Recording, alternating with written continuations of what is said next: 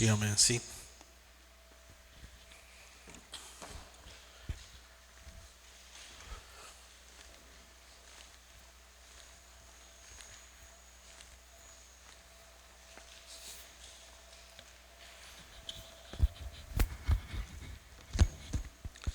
Amén. Bienvenidos. Una semana más, un martes más, donde tenemos el privilegio y la oportunidad de seguir aprendiendo de la palabra del Señor. Voy a pedir rápidamente si abre su Biblia en el libro de Filipenses 4:11. Aunque vamos a estar en nuestro estudio en el libro de Hebreos, nuestro texto clave para la clase de hoy se encuentra en Filipenses 4:11. Vamos a leerlo y luego después rápidamente nos vamos al libro de Hebreos capítulo 11 en la última parte. El día de hoy vamos a estar abarcando del 11:30 al capítulo 12, versículo 2. Lo tenemos, Filipenses 4:11, dice la palabra del Señor, así nuestro texto clave. Dice: no lo digo porque tenga escasez, pues he aprendido a contentarme cualquiera que sea mi situación. Vamos a orar. Gracias te damos, bendito Padre Celestial. Gracias, Señor amado, por tu palabra, bendito Dios. Bendito Padre, perdona nuestros pecados, límpianos de toda maldad. Haznos dignos, Señor amado, delante tuyo, y que tu palabra no encuentre tropiezo, mi Dios. Bendito Padre, quedamos delante tuyo. Desde ya ponemos también cada petición, Señor amado, cada ruego, cada súplica, desde ya lo ponemos delante tuyo. Padre amado, lo oramos todo, lo pedimos en el nombre maravilloso de tu Hijo amado Jesucristo. Amén y amén. Tenemos nuestra Biblia, si rápidamente y se va hasta el libro de Hebreos capítulo 11.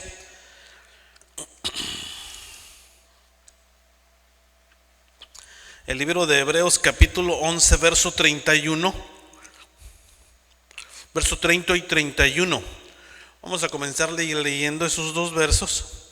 Hebreos 11, verso 30 al 31, que dice: por la fe cayeron los muros de Jericó después de rodearlos 7 días. Por la fe Rahab la ramera no pereció juntamente con los desobedientes, habiendo recibido a los espías en paz. Ahora vamos a ir rápidamente para ver un poquito de la historia en Josué capítulo 5, versículo 13 al 15. Josué capítulo 5, verso 13 al 15. Dice la palabra del Señor así, dice: estando Josué cerca de Jericó, alzó sus ojos y vio un varón que estaba delante de él, el cual tenía una espada desenvainada en su mano. Y Josué, yendo hacia él, le dijo: ¿eres de los nuestros o de nuestros enemigos? Él respondió, no, mas como príncipe del ejército de Jehová he venido ahora. Entonces Josué, postrando sobre su rostro en tierra, le adoró y le dijo: ¿qué dice mi señor a su siervo? Y el príncipe del ejército de Jehová respondió a Josué: quita el calzado de tus pies, porque el lugar donde estás es santo. Y Josué así lo hizo. Ahora vamos a leer del capítulo 6, del verso 1 al 23. Ahí continuamos la otra lectura. Ahora Jericó estaba cerrada, bien cerrada, a causa de los hijos de Israel. Nadie entraba ni salía, mas Jehová dijo a Josué: mira que yo he entregado en tu mano a Jericó y a su rey con sus varones de guerra.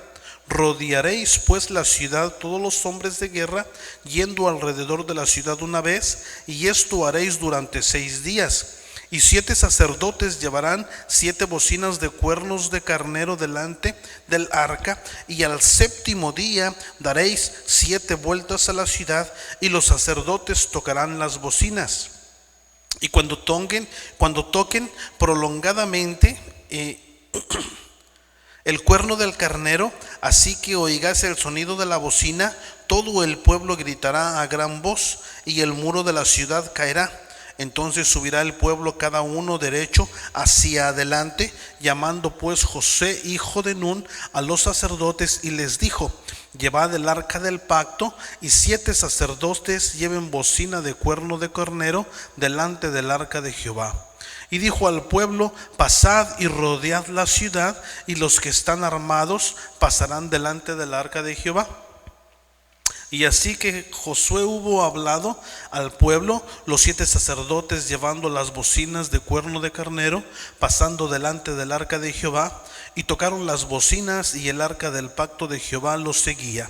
Y los hombres armados iban delante de los sacerdotes que tocaban las bocinas, y la retaguardia iba tras el arca, mientras la bocina sonaban continuamente.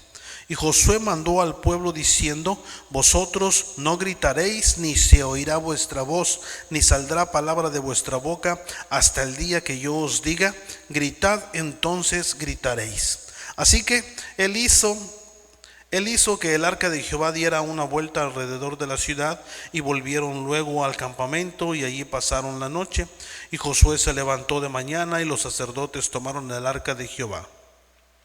Y los 7 sacerdotes, llevando las 7 bocinas de carnero, de cuerno de carnero, fueron delante del arca de Jehová, andando siempre y tocando las bocinas, y los hombres armados iban delante de ellos, y la retaguardia iba tras el arca de Jehová, mientras las bocinas tocaban continuamente. Así dieron otra vuelta a la ciudad el segundo día, y volvieron al campamento. Y de esta manera hicieron durante 6 días. Al 7º día se levantaron al despuntar el alba, y dieron vuelta a la ciudad de la misma manera 7 veces. Solamente este día dieron vuelta alrededor de ella 7 veces. Y cuando los sacerdotes tocaron la bocina la 7ª vez, Josué dijo al pueblo: gritad, porque Jehová os ha entregado la ciudad. Y será la ciudad anatema a Jehová con todas las cosas que están en ellas. Solamente Rahab la ramera vivirá con todos los que estén en casa con ella, por cuanto escondió a los mensajeros que enviamos. Pero vosotros guardaos del anatema, no toquéis ni toméis alguna cosa del anatema, no sea que hagáis anatema al campamento de Israel y lo turbéis. Mas toda la plata y el oro y los utensilios de bronce y de hierro serán consagrados a Jehová, y entre en el tesoro de Jehová. Entonces el pueblo gritó a los sacerdotes, tocaron las bocinas, y aconteció cuando el pueblo hubo oído el sonido de la bocina, gritó con gran vocerío, y el muro se derrumbó. El pueblo subió luego a la ciudad, cada uno derecho hacia adelante, y ahí la tomaron. Y destruyeron a filo de espada todo lo que en la ciudad había, hombres y mujeres, jóvenes y viejos, hasta los bueyes y las ovejas y los asnos. Mas Josué dijo a los 2 hombres que habían reconocido la tierra: entrad en casa de la ramera, y haced salir de ella a la mujer y a todo lo que fuere suyo, como lo jurasteis. Verso 23: y los espías entraron y sacaron a Rahab, a su padre, a su madre, a sus hermanos, y todo lo que era suyo. Y también sacaron a toda su parentela, y los pusieron fuera del campamento de Israel. ¿Verdad? Tenemos aquí, ¿verdad? Hablamos el día de hoy, ¿verdad?, acerca de la fe, ¿verdad?, desde una perspectiva eterna. Y primeramente nos habla acerca de la fe de Josué. Leemos aquí de este hombre, ¿verdad? Que bueno, leímos anteriormente por la misma historia bíblica que este hombre sí creía a Dios y en el poder de Dios, ¿verdad? Josué fue uno de los 7 espías, ¿verdad? No recuerdo si eran 7, no, 11. ¿Cuántos eran? ¿Cuántos? ¿7? No me recuerdo, pero fue uno de los espías que mandaron para no regarla. Y fue uno de los que dijo, ¿verdad?, juntamente con Caleb, que sí se podía tomar la ciudad, ¿verdad?, mientras que los demás dijeron: son gigantes, no vamos a poder contra ellos, ¿verdad? Mas sin embargo Josué tenía fe en el poder de Dios, creía lo que Dios podía hacer. Y el día de hoy en esta historia, ¿verdad?, aquí cuando llegamos al capítulo El capítulo 5 del libro de Josué nos cuenta esta fascinante historia. Tenemos los antecedentes, ¿verdad?, de esta historia. El pueblo de Jericó. La palabra Jericó significa fragante, con especias, ¿sí? Y significa, ¿verdad?, la seducción del mundo. Esta ciudad no era una ciudad muy grande, ¿verdad? Era una ciudad que solamente de 7 acres. Lo que pasaba en esta ciudad es que era una ciudad que estaba muy fortalecida, tenía muros dobles, ¿sí? Y por eso esa era una de las razones porque era muy fuerte. Dentro de su geografía, esta ciudad era muy importante para la guerra, ¿verdad?, por el hecho de estar muy fortificada, de tener sus dobles muros. Sí, los habitantes, la gente de los habitantes que había dentro de esta ciudad de Jericó, esta gente eran los cananeos que encontramos en la historia bíblica, que se menciona de ellos en el libro de Génesis capítulo 10, ¿verdad? Estos personajes fueron los habitantes de Sodoma y Gomorra, ¿sí? Allá en Génesis capítulo 13. Donde Dios, ¿verdad?, encontramos que Dios había sido muy paciente con este pueblo, ¿sí? Dios había extendido su misericordia con esta gente, pero a través del tiempo mandó una advertencia, ¿sí?, donde había condenado a esta ciudad y había declarado que iba a ser destruida, ¿sí? A través de un rumor, ¿verdad?, a través de la historia sabemos, ¿verdad?, que esta Rahab escuchó acerca de ese rumor, ¿verdad?, acerca de la destrucción de Jericó. La caída de Jericó es un juicio de justicia, ¿sí?, por causa de la condenación, ¿sí?, por causa de la situación moral pecaminosa, ¿sí?, que venía deteriorándose de tiempo en tiempo, ¿verdad? Dios tiene un plan, Dios tiene una estrategia, ¿sí? ¿Y cuál fue ese plan? ¿Cuál fue ese plan que Dios, ¿verdad?, puso en marcha, ¿verdad?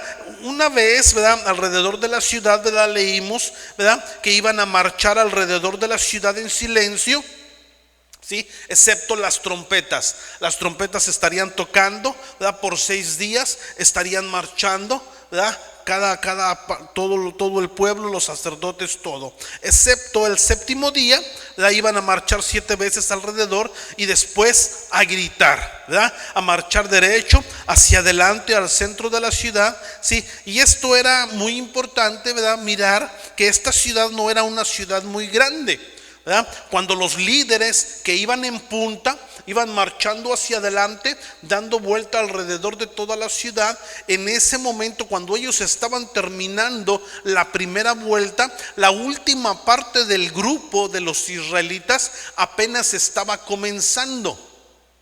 Entonces, eso quiere decir que estaba de punta a punta toda la ciudad rodeada. Entonces, por eso dicen, imagínese usted, toda la ciudad estaba rodeada y lo único que tenían que hacer era marchar hacia adelante, de afuera hacia adentro. Fue lo único que tuvieron que hacer una vez los muros derribados, y ir matando y destruyendo todo a su paso, ¿verdad?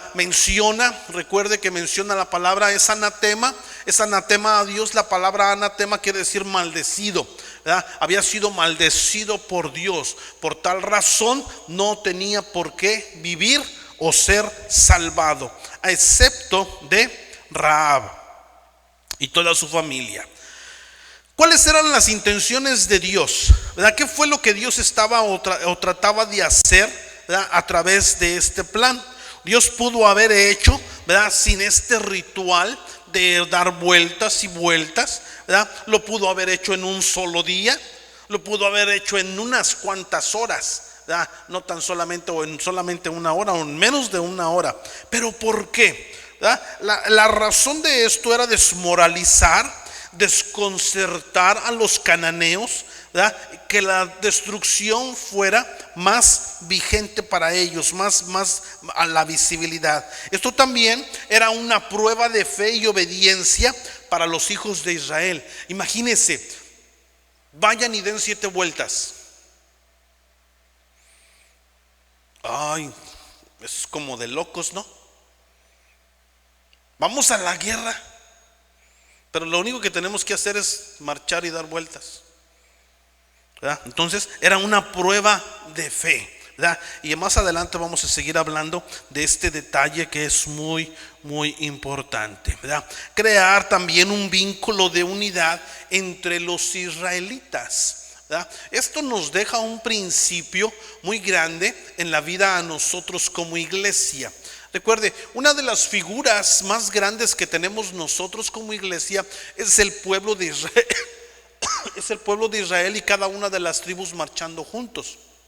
Y aquí, en esta situación, esto nos deja un principio muy fuerte a nosotros. En cada situación, en cada cosa, oportunidad que tenemos de actuar junto como iglesia, eso va a ayudar a nuestra fe. Eso va a ayudar a nuestra unidad. Eso va a fortalecer, ¿sí? A fortalecer este vínculo de unidad entre nosotros como pueblo, como iglesia, ¿sí? El toque del carnero, el toque de bocina, ¿verdad? Que tenían aquí, eso era como una trompeta. El día de hoy se conoce como un shofar, ¿verdad? Es un cuerno de carnero que tiene un hueco en medio y que usted lo sopla y hace un sonido, ¿verdad? Algo así, ¿verdad? Este significado, ¿cuál es el significado de este toque del cuerno de carnero que encontramos aquí en este verso?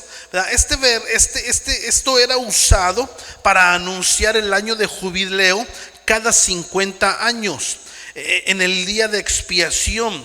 El toque de este cuerno, de este cuerno de carnero, significaba liberación y gozo, ¿verdad? Tenemos aquí de una forma simbólica los números 6 y 7. ¿Sí? Estos números son muy importantes, ¿verdad? Así como todos los números en la Biblia tienen una figura o un simbolismo, ¿sí? 6 días, los 6 días nos hablan acerca del esfuerzo del hombre.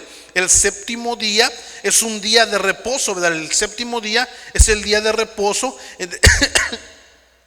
en el reposo de Dios. Y si usted quiere saber más acerca de esto, vaya a las notas en Hebreos capítulo 4, donde estuvimos hablando acerca de esto, ¿verdad? 7 trompetas, ¿verdad? Nos habla, Dios tiene la gloria completa para la victoria. El número 7 veces alrededor. El 7, recuerde que es el número completo de Dios, ¿sí? Este es el número que nos habla acerca de la perfección, ¿sí? El número 7, siempre en la Biblia. A lo mejor usted escucha símbolos del número 6, del número 7 en otros contextos. Bueno, eso es otra cosa. Estamos hablando del simbolismo bíblico, del simbolismo de Dios, ¿ok? No nos interesa ningún otro simbolismo, otra situación que otras sectas o denominaciones le quieran o le puedan dar, ¿ok? Debemos notar que esta orden dada a Josué viola, ¿sí?, la ley de Moisés. ¿Por qué? Porque tuvieron que marchar, ¿sí?, en el día sábado. Recuerde que lo hicieron los 7 días. ¿Qué era lo que tenían que hacer el séptimo día? ¿Era el día de qué? El día de reposo. Era el día de reposo, mas sin embargo, este día tenían que marchar, no tenían que descansar. Por otro lado, los sacerdotes también estaban involucrados en esta marcha. En otras palabras, estaban involucrados en la batalla en contra de Jericó, mientras que la ley de Moisés decía que los sacerdotes no debían ir a la guerra, ¿sí? El arca del pacto no debía de ir a la guerra. Eso era lo que decía la ley, ¿sí? La ley de Moisés. ¿Por qué? ¿Por qué entonces encontramos esta violación, ¿verdad?, o supuesta violación para muchos, ¿sí?, de parte de Dios en este punto? Pero miren, Dios probó un punto, ¿sí? Dios, con toda su majestad, con toda su gloria, con toda su soberanía, porque recuerde que Él es soberano, Dios probó un punto. Dios probó la victoria. No viene al creyente por guardar la ley. Recuerdan capítulos anteriores que estuvimos hablando acerca que Dios, Cristo Jesús es más grande que la ley. Cristo Jesús es más grande que Moisés. Cristo es más grande que Josué. Cristo es más grande que todos los profetas. Cristo es el más grande. Sí, y Dios nuevamente aquí en este punto, Él prueba, ¿verdad?, con anterioridad la superioridad de Él, ¿sí?, y su soberanía. ¿Sí? Dios, ¿verdad?, prueba, ¿sí?, que no viene la victoria, sino la victoria viene por la gracia de Él a través de la fe. ¿Sí? Simple y sencillamente. Josué, vete y date unas vueltecillas ahí y vas a ganar. Ay, aquí está Josué. Josué, vete y darte vueltas a la iglesia para que esta iglesia sea de nosotros, ¿verdad? Yo creo que nosotros el día de hoy, muchos lo dudaríamos. Muchos diríamos, ay, eso está como de, ¿verdad? Pero Dios estaba probando su fe. Recuerde que es la fe lo que se espera, la convicción de lo que se espera, la convicción de lo que no se ve. Recuerde que Dios ya lo hizo posible. Y si Dios lo dice a usted o a mí algo, hagámoslo. Dios lo va a hacer posible, ¿verdad? Dios probó la fe del pueblo. El pueblo lo hizo y obtuvieron la recompensa. Los israelitas tenían que obedecer para seguir, para continuar el plan de Dios, ¿sí?, aunque hubiese parecido absurdo, ¿verdad? Pero así es Dios. Y encontramos muchos ejemplos absurdos en la Biblia, ¿verdad? Por ahí a un hombre lo mandaron a lavarse a un estanque, ¿verdad? Y este hombre no se quería meter al estanque porque decía, ay no, este hombre era un hombre de alta alcurnia, era un hombre rico, era un hombre que tenía poder. Pues, ¿a poco los ríos que hay en mi ciudad no están más limpios que ese río? Él consideraba ese río sucio. Pero encontramos muchas pruebas de la fe, ¿verdad? Entonces, la aplicación, ¿verdad? ¿Cuál es la aplicación en lo que hemos hablado hasta ahorita, hasta este punto? ¿Verdad? La aplicación para nosotros, ¿verdad? Encontramos, ¿verdad?, en la fe de Josué, encontramos, ¿verdad?, la batalla de la vida. Hay un tiempo para estar inmóvil y esperar en Dios, ¿verdad? En Éxodo 14, versículo 3 encontramos que Dios le dice a Moisés, ¿verdad? Moisés dice al pueblo, no temas, estar firmes y ver la salvación que Jehová hará hoy con vosotros, porque los egipcios que hoy habéis visto, nunca más para siempre los veréis. Hay un punto en la vida de cada uno de nosotros en la cual tenemos que estar inmóviles. Dios dice estar inmóvil y verás la salvación del Señor. Sí, debemos precisamente por ello saber el tiempo perfecto de Dios. Sí, la gente debió tener esa fe por 7 días y estar esperando. Necesitamos fe para esperar nosotros el tiempo perfecto de Dios. ¿Sí?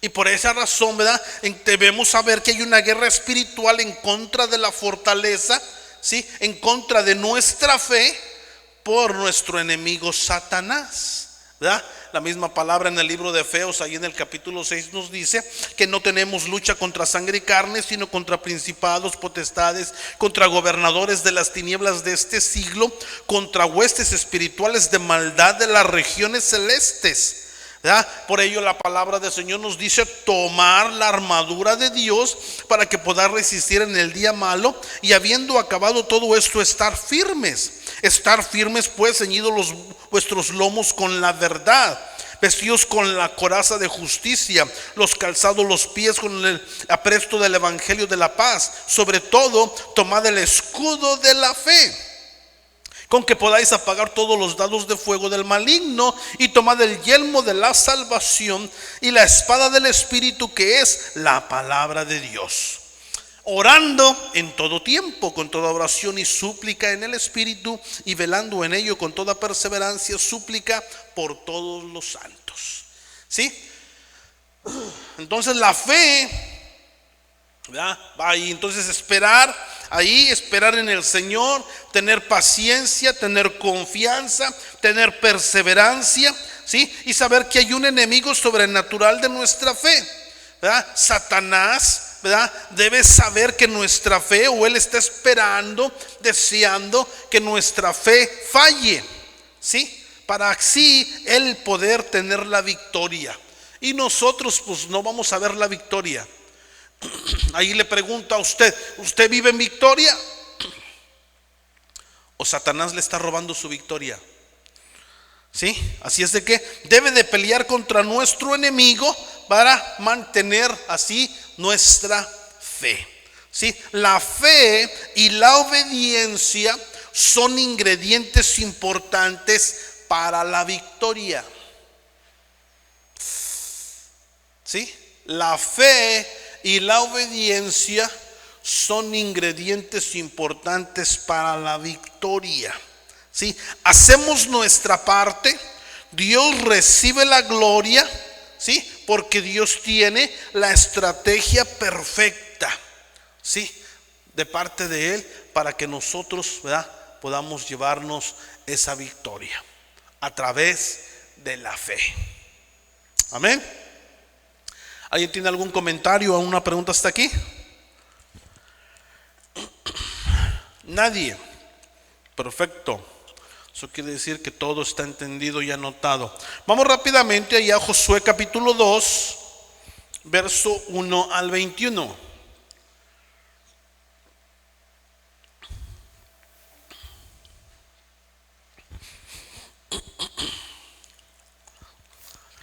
Dos, 1 hasta el 21, dice la palabra del Señor. Así dice: Josué, hijo de Nun, envió desde Sim 2 espías secretamente, diciendo: andad, reconoced la tierra y a Jericó. Y ellos fueron y entraron en casa de una ramera que se llamaba Rahab, y pasaron allí, y fue dado aviso al rey de Jericó, diciendo: he aquí que hombres de los hijos de Israel han venido aquí esta noche para espiar la tierra. Entonces el rey de Jericó envió decir a Rahab: saca a los hombres que han venido a ti y han entrado a tu casa, porque han venido para espiar toda la tierra. Pero la mujer había tomado a los 2 hombres y los había escondido, y dijo: es verdad que estos hombres vinieron a mí, pero no supe de dónde eran y cuándo se iban a cerrar las puertas. Siendo ya oscuro, estos hombres se salieron y no sé dónde han ido. Seguidlos a prisa y los alcanzaréis. Mas ella los había hecho subir al terrado y los había escondido entre los manojos de lino que tenía puestos en el terrado. Y los hombres fueron tras ellos por el camino del Jordán hasta los vados, y la puerta fue cerrada después de que salieron los perseguidores. Antes que ellos se durmiesen, ella subió al terrado y les dijo: sé que Jehová os ha dado esta tierra, porque el temor de vosotros ha caído sobre nosotros, y todos los moradores del país ya han desmayado por causa de vosotros, porque hemos oído que Jehová hizo sacar las aguas del Mar Rojo delante de vosotros cuando salisteis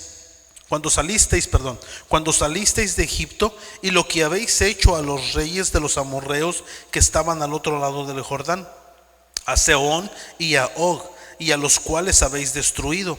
Oyendo esto, ha desmayado nuestro corazón, ni ha quedado más aliento en hombre alguno por causa de vosotros, porque Jehová vuestro Dios es Dios arriba en los cielos y abajo en la tierra. Os ruego pues ahora que me juréis por Jehová, que como he hecho misericordia con vosotros, así lo haréis vosotros con la casa de mi padre, de lo cual me daréis una señal segura. Y he aquí salvaréis la vida a mí, a mi padre, a mi madre, a mis hermanos y hermanas, y todo lo que es tuyo, y que libraréis nuestras vidas de la muerte. Ellos le respondieron: nuestra vida responderá por la vuestra, si no denunciareis este asunto nuestro, y cuando Jehová nos haya dado la tierra, nosotros haremos contigo misericordia y verdad.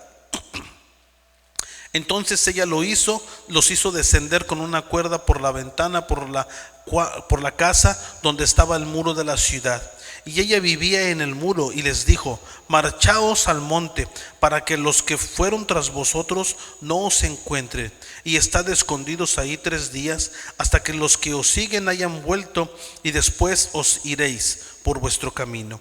Y ellos le dijeron: nosotros quedaremos libres de este juramento con que nos has juramentado. He aquí, cuando nosotros entremos en la tierra, tú atarás este cordón de grana a la ventana por la cual nos descolgaste, y reunirás con tu casa a tu padre y a tu madre, a tus hermanos y a toda tu familia de tu padre. Cualquiera que saliese fuera de las puertas de tu casa, su sangre será sobre tu cabeza, y nosotros sin culpa.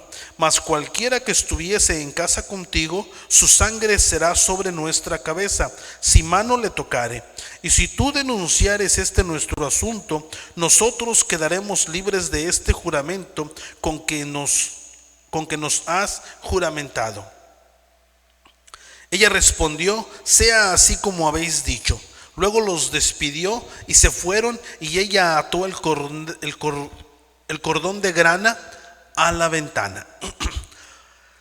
Encontramos aquí, ¿verdad? Hemos hablado acerca de la fe de Josué. Ahora vamos a ver acerca de la fe de Rahab, ¿sí? La confesión, esta confesión que encontramos en los versos 9 al 13, donde miramos que la base, ¿verdad? ¿Cuál es la base de la declaración de fe de esta mujer? ¿Verdad? Ella, fíjense bien, ella ha oído que Dios ha dado esa tierra a los judíos.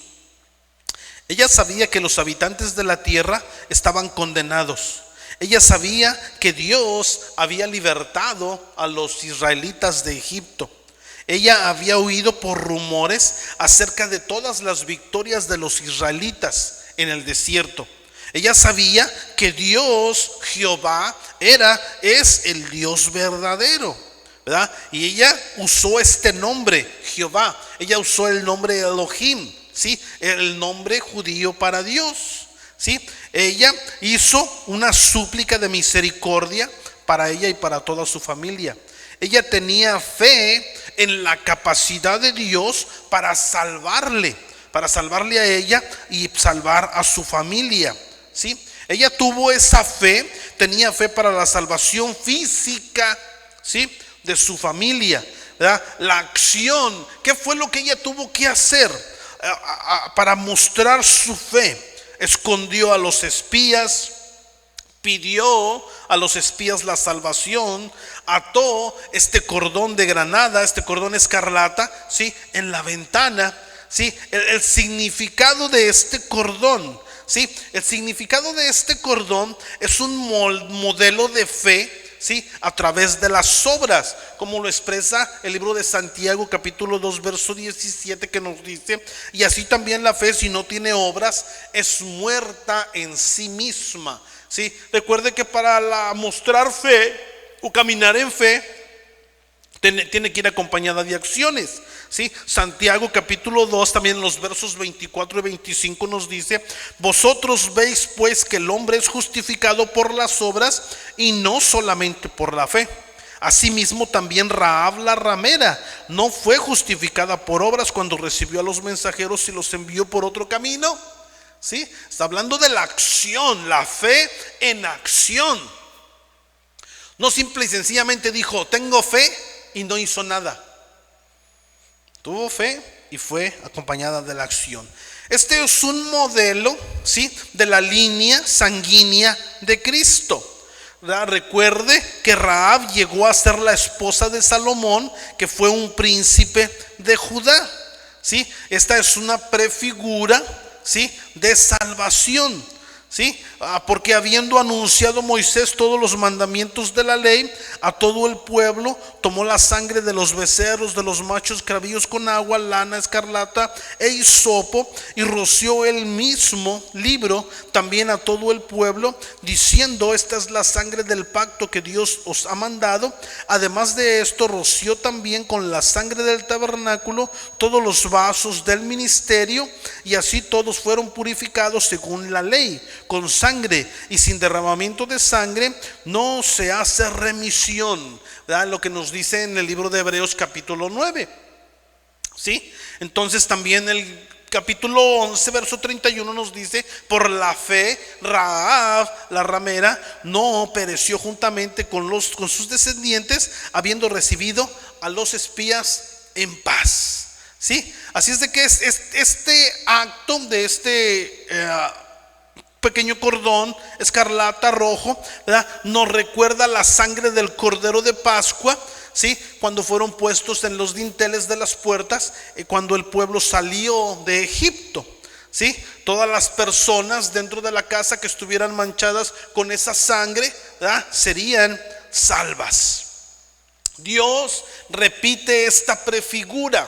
¿Por qué? ¿Sí? Recuerde que la Pascua era un modelo para los judíos. ¿Sí? El cordón escarlata, este es un modelo para los gentiles. ¿Sí? No le dijo que pusiera sangre, ¿verdad? Le dijo: pon un cordón. ¿Sí? Porque ella no era judía. ¿Sí? Pero si hubieran sido los judíos, probablemente hubiese sido sangre. ¿Sí? ¿Qué lección podemos aprender acerca de la fe de Rahab? ¿Sí? Miramos aquí las bendiciones de Dios, ¿verdad? Son para cualquier persona que las pida. ¿Sí? Esta mujer dijo: yo los hice, yo los escondí, yo los ayudé a salvarse, ahora ayúdenme. De igual manera nosotros nos acercamos a Dios, ¿verdad? Dice la palabra: acérquese pues confiadamente al trono de su gracia. ¿Sí? Usted viene y se acerca y pide. Yo vengo, me acerco y pido. ¿Sí? Santiago, vamos a leer rápidamente qué nos dice Santiago, muy importante. Santiago capítulo 1, versos 5 al 8, ¿verdad? Que nos dice: si alguno de vosotros tiene falta de sabiduría, pídala a Dios, el cual da a todos abundantemente sin reproche, y le será dada. Pero pida con fe, no dudando nada, porque el que duda es semejante a la onda del mar, que es arrastrada por el viento y echada de una parte a otra. No piense pues quien tal haga que recibirá cosa alguna del Señor. El hombre de doble ánimo es inconstante en todos sus caminos. ¿Sí? No sea hombre de doble ánimo, sea hombre de fe. ¿Sí? Sea hombre de fe. Santiago capítulo 4, versos 2 y 3 nos dice: codiciáis y no tenéis, matáis y ardéis de envidia y no podéis alcanzar, combatís y lucháis, pero no tenéis lo que deseáis, porque no pedís. Pedís y no recibís, porque pedís mal, para gastar en vuestros deleites. ¿Sí?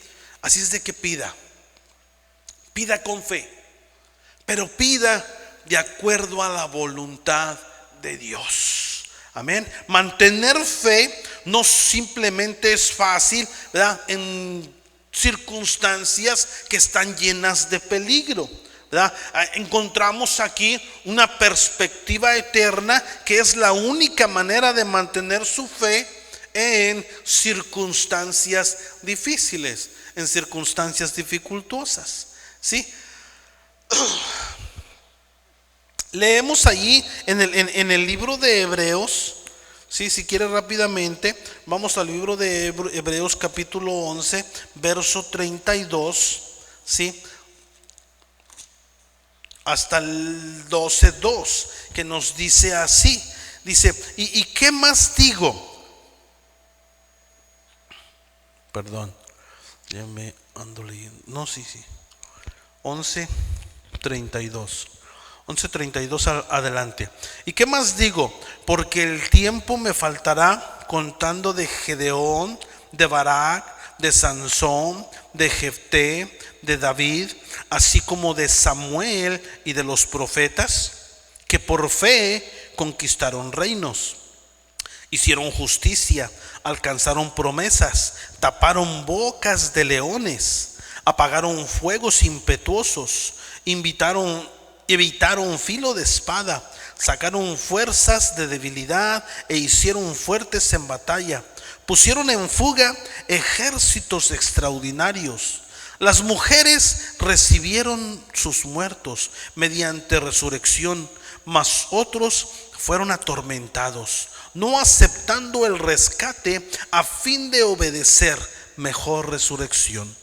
Otros experimentaron vituperios y azotes, y a más de esto, prisiones y cárceles. Fueron apedreados, aserrados, puestos a prueba, muertos a filo de espada. Anduvieron de acá para allá, cubiertos de pieles de ovejas y de cabras, pobres, angustiados, maltratados, de los cuales el mundo no era digno, errando por los desiertos, por los montes, por las cuevas y por las cavernas de la tierra. Y todos estos, aunque alcanzaron buen testimonio mediante la fe, no recibieron lo prometido, proveyendo Dios alguna cosa mejor para nosotros, para que no fuesen ellos perfeccionados aparte de nosotros. Por tanto, nosotros también, teniendo en derredor nuestro tan grande nube de testigos, despojémonos de todo peso y del pecado que nos asedia, y corramos con paciencia la carrera que tenemos por delante, puestos los ojos en Jesús, el autor y consumador de la fe, el cual por el gozo puesto delante de él sufrió la cruz, menospreciado el oprobio, y se sentó a la diestra del trono de Dios. Hasta ahí, hasta el verso 2. Ahora tenemos aquí esta reconciliación, esta mención, ¿verdad?, de los héroes de la fe, ¿sí? De todo, ¿verdad? Un resumen de muchos y tantos acontecimientos: Gedeón, Barak, Sansón, Jefté, Samuel, David, ¿sí? Y donde miramos aquí, ¿verdad?, cuáles son las conclusiones positivas que encontraron, pero no tan solamente las conclusiones positivas, sino también las conclusiones terrenales de la fe, lo que sucedió. Sí, lo que sucedió literalmente en la tierra. Conquistaron reinos, ¿verdad? Conquistaron reinos, se refiere a Jefté, a Gedeón, Barak y a David. Hicieron justicia, se refiere a los profetas de Dios. Alcanzaron promesas, se refiere a todas las personas como Jefté, como Josué. Taparon bocas de leones, se refiere a Daniel. ¿Recuerda a Daniel en el foso de los leones? Taparon bocas de leones, se refiere a Daniel. Apagaron fuegos impetuosos, se refiere a Sadrach, Mesach y Abed-Negó, ¿sí? Que escaparon, ¿verdad? Ahí en el fuego, estaban ahí en el fuego, ¿verdad? Y escaparon. Evitaron filo de espada, ¿verdad? Algunos de los profetas lo hicieron, pero algunos otros de los profetas no lo pudieron lograr, ¿verdad? Muchos de los profetas murieron a filo de espada. Sacaron fuerza de debilidad. Probablemente se refiere a todas las personas como Sansón, ¿verdad? Se recuerda cómo Sansón ya estaba en un punto ya casi muerto, a punto de morir, pero el Señor, ¿verdad?, lo bendijo con fuerza. Se hicieron fuertes en batallas, ¿verdad? Recordamos a hombres como Josué, como David, como Sansón, ¿verdad? Pusieron en fuga a ejércitos extranjeros, ¿verdad? Recordamos a Gedeón, a Barak, recordamos a David, ¿verdad? Y hace la mención de las mujeres cuando recibieron sus muertos, ¿sí?, mediante la resurrección. Se refiere a la resurrección de los muertos, ¿verdad? Como por ejemplo Elías, Eliseo, ¿verdad? Que muchos de estos resucitaron, ¿verdad?, ahí a personas, ¿verdad? Hicieron milagros, ¿verdad?, haciendo uso de los milagros. La conclusión positiva que encontramos, ¿verdad?, en cada uno de estos acerca de la fe, ¿verdad?, donde miramos que muchos de estas personas fueron atormentados, ¿sí? Y dice, menciona la palabra en el verso 35, fueron atormentados no aceptando el rescate. ¿Qué quiere decir esto? ¿Sí? Quiere decir que muchos profetas fueron atormentados por causa de su fe y se negaron a renunciar a esa fe para salvar sus vidas. ¿Sí? Aún a costa de sus propias vidas, nunca renunciaron a su fe. Nunca renunciaron a lo que creían. Tuvieron, escúcheme bien, una perspectiva celestial. ¿Sí? Tuvieron una perspectiva eterna. Dice el verso 35: las mujeres recibieron sus muertos mediante la resurrección, mas otros fueron atormentados, no aceptando el rescate, a fin de obtener mejor resurrección. ¿Sí? La fe levantó a ellos sobre ese dolor terrenal que pudieran tener, ¿verdad?, por un periodo de tiempo corto. Experimentaron vituperios, azotes, prisiones, cárceles. ¿Quién es un ejemplo de esto? El apóstol Pablo. Fueron apedreados. ¿Quién es un ejemplo de esto? El apóstol Pablo. Esteban. ¿Sí? Fueron cortados en dos, ¿verdad? Dice, fue desde el verso 37, fueron ¿qué? Aserrados. ¿Sí? Isaías es un ejemplo de esto, que su cuerpo fue mutilado, fue cortado. Murieron a filo de espada, fueron pobres, angustiados, fueron maltratados, dice el verso 37, ¿verdad? Juan el Bautista es un ejemplo de esto, ¿verdad? Si todos los santos del Antiguo Testamento que se mencionan en el capítulo 11 tuvieron fe, entonces, ¿cómo explicamos esa fe? ¿Por qué murieron? ¿Por qué sufrieron? ¿Sí? Y ahí tenemos ahí, en los que tienen ahí su material, en la parte última, ¿verdad?, tiene el comentario. Usted explique, ¿verdad?, antes de leer ese comentario, ¿cómo explicaría usted esto? ¿Cómo explicaría usted a una persona que le dice, bueno, si tanta es tu fe, ¿por qué sufres?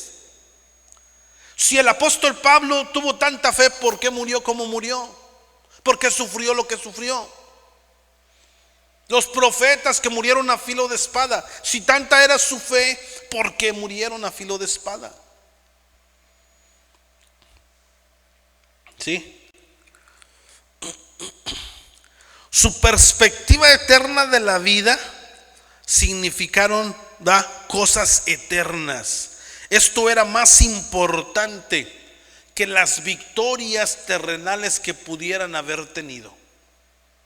¿Sí? Hay una perspectiva eterna.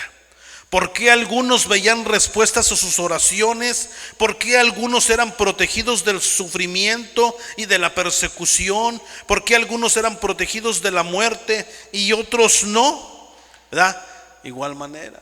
Su perspectiva eterna, ¿sí?, de la vida eterna, era de mucho más valor que aún la vida física. ¿Sí? Explique, o cómo explicamos que algunos veían respuestas de sus oraciones, recibían riquezas, recibían posesiones materiales, otros por lo tanto vivían en pobreza, destituidos, no veían respuestas a sus oraciones, ¿verdad? Pero de igual manera su perspectiva eterna de la vida fue más significativa que las riquezas eternas, ¿sí? Por lo tanto, eso era mucho más valioso que las posesiones terrenales. Escúcheme bien, Dios tiene un plan para la vida de cada creyente. Para algunos significará una gran victoria terrenal. Para otros significará el sufrimiento y aún la muerte. Para otros significará riqueza, para otros pobreza. La diferencia no es el valor o el carácter del creyente, sino la soberanía de Dios. La diferencia no es el nivel de fe del individuo, ¿sí? Porque todos, dice aquí, que todos tuvieron fe, los que sufrieron y los que no sufrieron. Dice que todos tuvieron fe. Sin embargo, nos dice también que cada uno recibió algo mejor, ¿sí?, de lo cual el mundo no es digno, no era digno ni va a ser digno. En otras palabras, cada uno tuvo una perspectiva eterna. Nuestro bienestar está en la eternidad. El día de hoy, usted y yo podemos decir, estamos bien, estamos mal. Usted, a lo mejor alguno puede compararse con alguien que le va bien, puede compararse con alguien que lo tiene todo, puede compararse, pero recuerde que Dios es soberano. Usted tenga una perspectiva eterna. ¿Sí? La Biblia nos habla acerca de esto. Muchas veces, ¿verdad?, un error que cometemos es que juzgamos a otros cristianos y le decimos que tiene falta de fe. ¿Por qué? Porque están sufriendo, porque están enfermos, porque están pobres. Sin embargo, conforme a este texto en Hebreos capítulo 11, verso 36 y 38, ¿verdad?, pueden tener fe.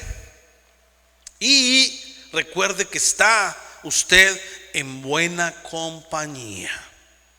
Todos nosotros necesitamos una perspectiva eterna para nuestra fe, ¿sí? Así es de que, ¿cómo aplicamos esto? ¿Verdad? Encontramos la aplicación ahí en Hebreos capítulo 12, verso 1 y 2, para terminar. ¿Verdad? Encontramos la aplicación, dice así, dice: por tanto, recuerde, esto es para nosotros. Nosotros también, teniendo en derredor nuestro tan grande nube de testigos.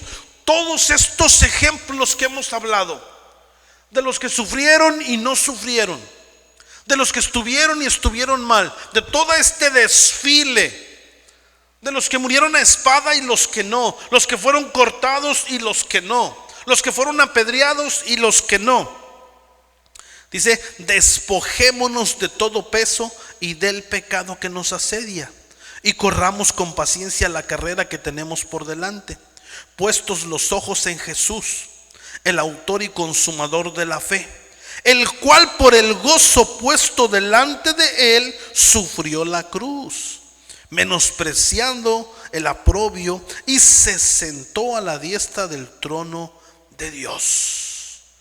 Encontramos aquí que tenemos un principio verdadero, un principio bíblico para nosotros. No existe tal cosa como fe sin dificultades. No existe, no hay tal cosa como fe sin la prueba de la fe. Sin embargo, la fe conquista, ¿sí? Si el resultado es una respuesta en la tierra o el poder de resistir para esperar mejores cosas en el cielo. A lo mejor ahorita usted está sufriendo, tenga fe. Viene un día donde ya no va a haber sufrimiento, ¿sí? Y esto le corresponde y está en la soberanía de Dios. ¿Cuál es la amonestación para nosotros? ¿Sí? Tenemos una gran multitud de héroes de la fe para demostrarnos a nosotros, ¿verdad?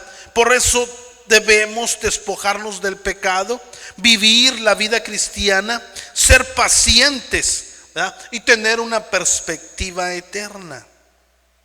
Pero tenemos una ventaja mejor, ¿sí? ¿Cuál es nuestra ventaja? La ventaja es que los héroes del Antiguo Testamento, ¿sí?, no tenían la presencia del Espíritu Santo. Usted y yo ahora tenemos la presencia del Espíritu Santo. No que no existía, escúcheme bien. No estoy diciendo que no existía el Espíritu Santo. El Espíritu Santo siempre ha existido.